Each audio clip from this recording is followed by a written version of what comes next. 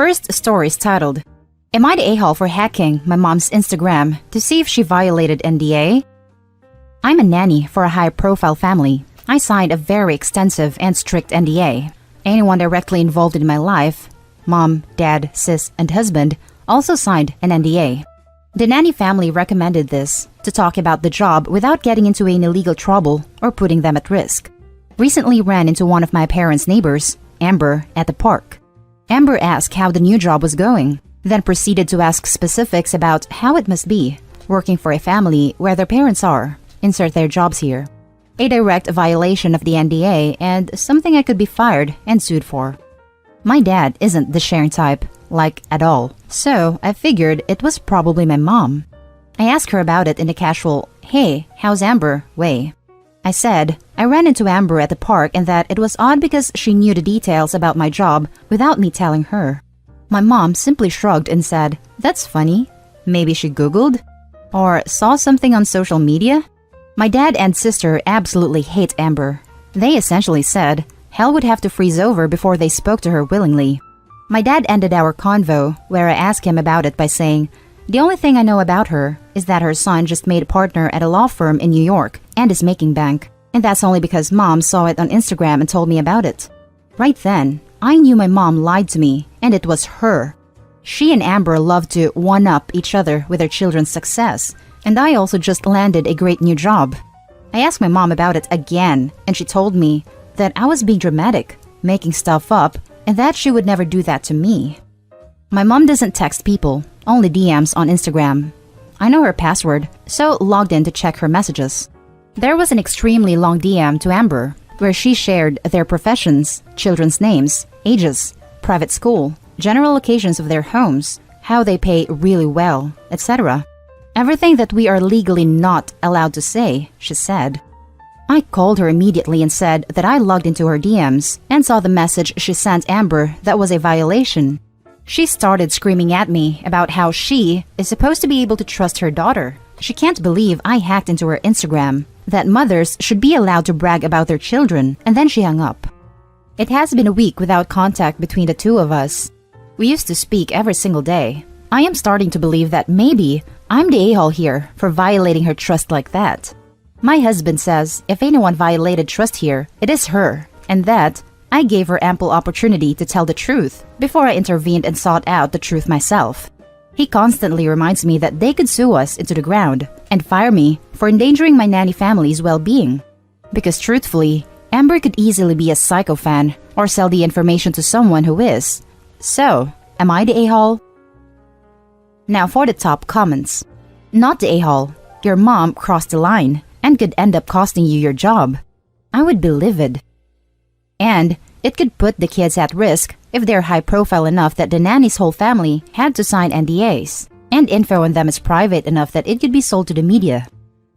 Not the a-hole. I would recommend a CYA and tell the family what your mom did and how you responded so that they know you didn't have anything to do with it.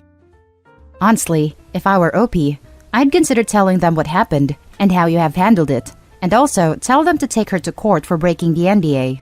Unless mom gets some consequences for what she did, she'll just keep doing it. That's the part that kills me. She should face consequences because she's a grown adult and should know better. She's also my mom, though, hard to separate the two. Honestly, I doubt I'll lose my job because of my mom sharing the info. There's a stipulation about how I can share any information pertaining to my job, with the exception of work or health-related issues, with those who also signed an NDA, aka my mom, husband, dad, and sis. That way, I can have someone to vent to. Technically, my mom violated her NDA. I didn't violate mine. It's the violation of trust with a family that might get me fired because someone I love betrayed them. That's hard to cope with. If I get fired for that, then I'll understand. I love the family/kids and just want what's best for them. If that's not me because of this, then I'll accept it. Now for the next story.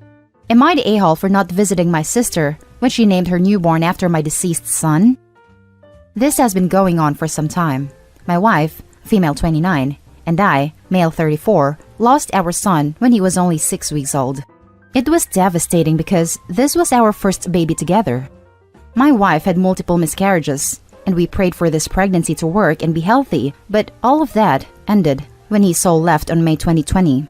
Though we didn't get to spend so much time with him, we miss him dearly. My wife says he had my nose, which she thought was cute. She talks about him in details like she still sees his face clearly. There are just so many emotions we're dealing with, but I try to keep myself busy with reading poems and talking to people with similar experiences. My family is in the picture. They visit all the time, but I've got no contact with my sister because she was disrespectful of me and my wife and showed no support in the middle of our struggle. She kept saying that something was wrong with my wife, made backhanded comments about how it was our fault and that we should get right with God and ask for forgiveness. She used the fact that my wife's first miscarriage was deserved since she was pregnant before we got married. Then, right after my son's death, while my sister was pregnant with her second child, she told us she'd name her baby after our son. This hurt my wife so much I told my sister no, as she clearly was just doing it out of spite. But she got my parents involved, saying she wanted to honor our son's memory and ended up going no contact after I was put under a lot of pressure from my parents. She gave birth to her baby this past week. My parents were visiting and told us that I should work things out with my sister, saying she meant well and that she named her son after ours to honor him. My wife started crying and went inside the bedroom. I was so mad. I told them my sister was just trying to do this out of spite, but they told me that I was being bitter and ungrateful and saw nothing wrong with having a replacement grandbaby. My wife is upset since my sister used our son's name to honor him when she doesn't even respect us. She never said sorry nor tried to fix the situation and is now using my son's name to get back at me for cutting her out. The whole family are saying that I should visit her with my wife and act like we're a happy family. They've been telling me that I'm starting to look bad and that I should fix my relationship with my sister soon. My mom didn't stop insisting and is now talking to my wife who's feeling uncomfortable with this whole situation. Now for the top comments. Not the a-hole. I hate it when people do that. The whole lot of them deserve to get cut off and know exactly why they're getting cut off. Your parents are a-holes for not even trying to talk her out of this spitefulness. Replacement grandbaby? That's so messed up. Edit. The moment you say it's honor after being told no is just to be spiteful. No other way about it. Honor is when there is consent. The parents didn't consent to it. You make an excellent point. Still balking at replacement baby too. WTF. Not the a-hole. If she truly just wanted to honor your son, she would have respected your wishes not to name her kid after him. There are so many things a godly person can do to show respect for the deceased. She could have made a donation in his name to a charity that researches his cause of death. She could have added his name to a prayer list. She could have purchased a star and named it after him. Above all, she could have shown some decency and respect to you, his parents. Yes, my parents say that my nephew doesn't deserve to be treated like this, but it's my sister I have a problem with, and they can't expect this to go away with a simple visit. Now for the last story. Am I the a-hole for giving my son's girlfriend a list of requirements if they're going to receive financial support from me after I was given a list of requirements to see their baby? I'm 49 female and I have a son 21 male and his girlfriend 21 female. His girlfriend is pregnant, and because they are in a rough patch, both of them also dropped out of school. I've been helping them out with money.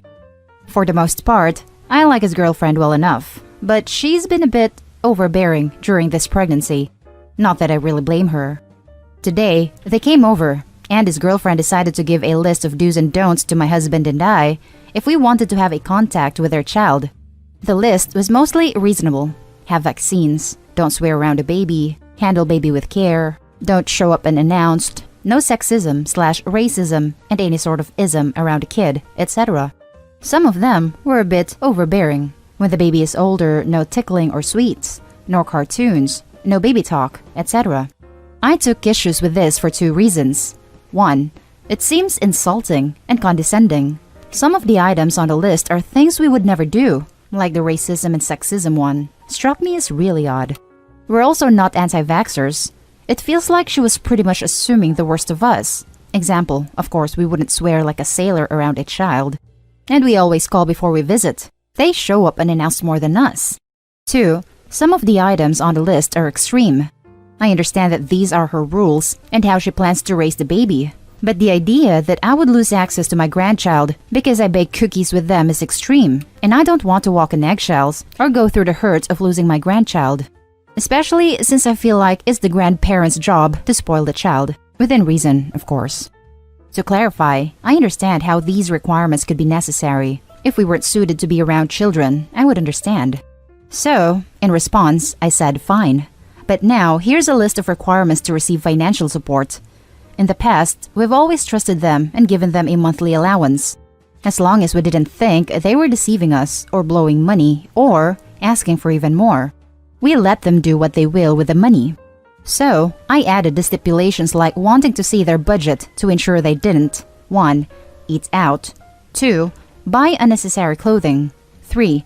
Didn't go to hair salons instead of barbers, 4. Had to spend a certain amount on the baby, 5. Didn't buy hobby-related stuff, etc. And finally, financial support would be lost if we were to be denied access to the baby. There were more stipulations, but I'm sure you get the point. I made this list and gave it to both of them in exchange for the list of the baby requirements. Both my son and his girlfriend were upset with this. I said that previously I had trusted them, but since you didn't trust us, we wouldn't trust them. I also told them how disrespectful I thought they were for giving me a list when they rely on my husband and I for support. His girlfriend said I wouldn't be able to see the baby. I told them they could leave. My husband and I are both conflicted over this, and I'm wondering if I overreacted. Am I the a-hole? Now for the top comments. Wow, not the a-hole. And frankly, I love your reply. The fact that they started with, if you want any contact, you will do the following, is this wonderful thing called blackmail. You know who it's a bad idea to blackmail? The people already financially supporting you. Play stupid games.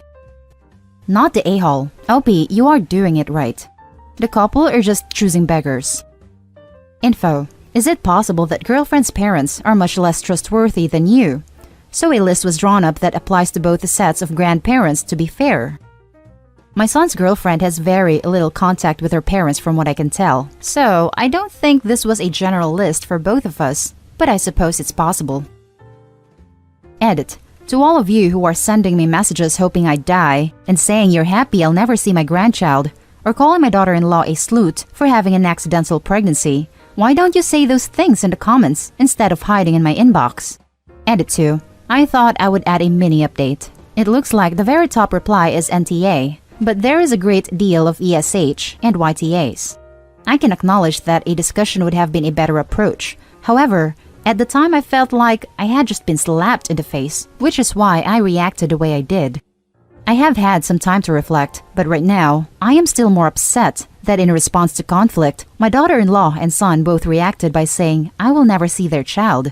I can possibly forgive them for the list as being overly cautious parents, but I'm not going to tolerate them threatening no contact over any conflict or using it as a control method.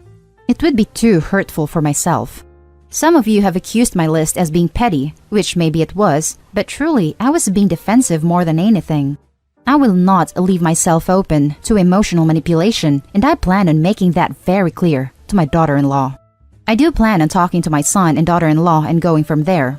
I'm just going to wait though, as I want to be in a clear frame of mind, and right now, I am still very hurt and angry at them. Hopefully in a day or two, we will be in a position where we can all apologize to each other and move on. Thank you for the advice.